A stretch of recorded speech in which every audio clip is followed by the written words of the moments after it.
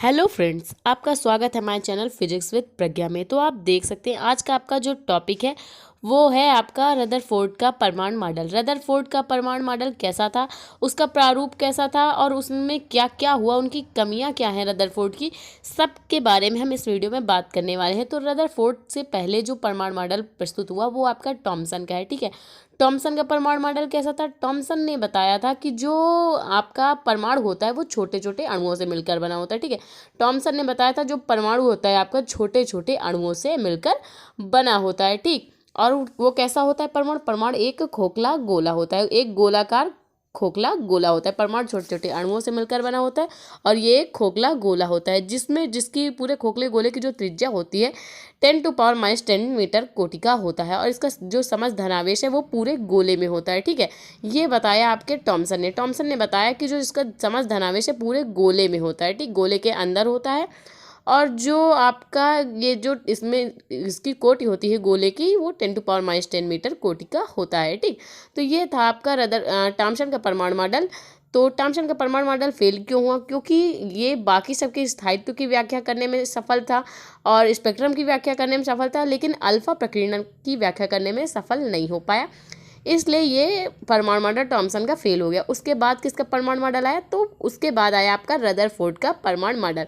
तो रदरफोर्ड का परमाणु मॉडल क्या था? तो रदरफोर्ड ने बताया कि जो अपना परमाणु मॉडल दिया तो वो भी कैसा था? परमाणु छोटे छोटे अणुओं से मिलकर बना होता है और इसका जो समस्त धनावेश है वो एक सूक्ष्म स्थान में संकेंद्रित होता है, जिसे हम क्या कहते हैं? आपका नाभिक कहते हैं। ठीक है, इसका ये खोखला गोला होता है, 10⁻⁻10 मीटर का खोखला गोला होता है, परंतु इसका जो समस्त धनावेश है वो एक सूक्ष्म स्थान में संकेंद्रित होता है, जिसे हम नाभिक कहते हैं, जो 10⁻⁻10 मीटर कोटि का होता है। ठीक है, तो थ्योरिकल पॉइंट में बात करें तो देख सकते हैं आप रदरफोर्ड के अनुसार परमाणु का समस्त धनावेश एक सूक्ष्म स्थान में संकेंद्रित होता है, जैसा कि हमने अभी आपको बताया, जिसे हम आपका क्या कहते हैं? नाभिक कहते हैं। ठीक है, फिगर में भी देखते जाइए, जिसे हम क्या कहते हैं? नाभिक कहते हैं, जो कि 10⁻⁻15 मीटर कोटि का होता है। कितनी मीटर कोटि का नाभिक होता है? 10⁻⁻15 मीटर कोटि का नाभिक और 10⁻⁻10 मीटर का पूरा खोखला गोला होता है, जिसे हम आपका परमाणु कहते हैं, जिस पर जो इलेक्ट्रॉन होते हैं आपको इस विपरीत दिशा में चक्रण करते हैं, विपरीत दिशा में घूमते रहते हैं। इस खोखले गोले में इलेक्ट्रॉन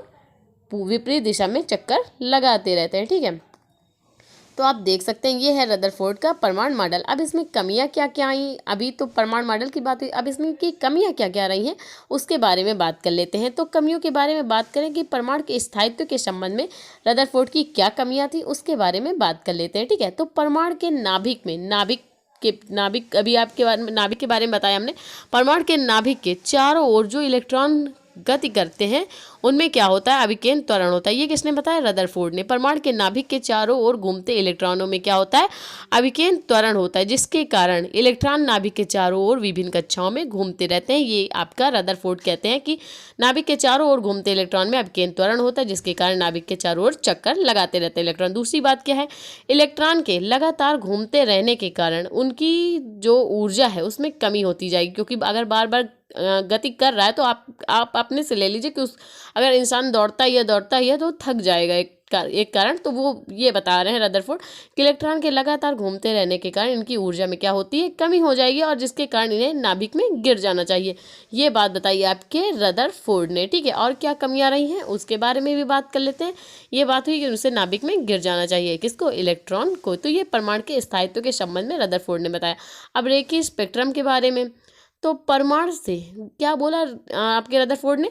परमाणु से कुछ निश्चित आवृत्तियों ही उत्सर्जित हो सकती हैं और सभी आवृत्तियां इससे उत्सर्जित नहीं हो सकती। इन्होंने जो अपना परमाणु मॉडल दिया है उसमें बताया कि रेखीय स्पेक्ट्रम में जो आपके तत्व होते हैं परमाणु में से कुछ निश्चित आवृत्तियां ही आपकी, जैसे अल्फा बीटा गामा है ना, तो उसमें कुछ ही निश्चित आवृत्तियां इनके परमाणु मॉडल से उत्सर्जित हो सकती, सभी आवृत्तियां इनमें से उत्सर्जित नहीं हो सकती। तो इन्होंने क्या किया? परमाणु के स्थायित्व के संबंध में ये सफल रहे, लेकिन रेखीय स्पेक्ट्रम की जब बात आई तो ये फेल हो गए। और अल्फा कण में भी ये सफल रहे हैं, लेकिन रेखीय स्पेक्ट्रम के प्रारूप जो इन्होंने प्रस्तुत किया है कि परमाणु से कुछ ही निश्चित आवृत्तियां उत्सर्जित हो सकती, सभी आवृत्तियां नहीं। इस कारण इनका जो स्पेक्ट्रम था, इनका जो परमाणु मॉडल था रदरफोर्ड का, वो क्या कर दिया गया? अस्वीकार कर दिया गया। ठीक है, क्योंकि ये की स्पेक्ट्रम की व्याख्या नहीं कर पाए। और टॉमसन जो आपके थे उन्होंने अल्फा प्रकीर्णन वाला परमाणु मॉडल वो प्रस्तुत नहीं कर पाए थे, उसकी व्याख्या नहीं कर पाते, इसलिए उनका भी परमाणु मॉडल अस्वीकृत कर दिया गया। अगर आपको रदरफोर्ड का परमाणु मॉडल समझ में आया तो प्लीज़ वीडियो को लाइक और हमारे चैनल को सब्सक्राइब करें। मिलते हैं इसके नेक्स्ट टॉपिक पे। Thank you for watching this video.